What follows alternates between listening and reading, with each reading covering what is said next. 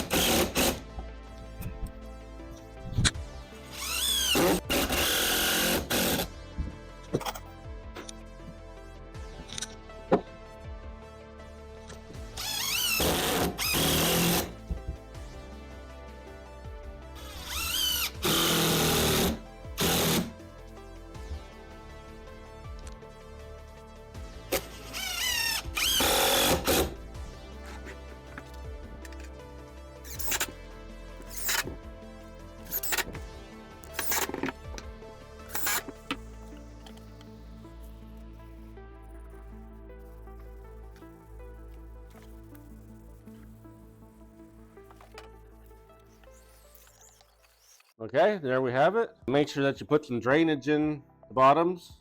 This one really doesn't need it. When you're building this one, just first things first, cut the 2x6, 5.5.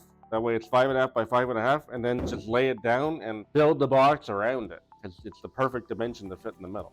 For this small one here are the dimensions. So if you got value out of this, please like, subscribe, leave us a comment. And if you want to see more videos on planters that we built, check out one of these.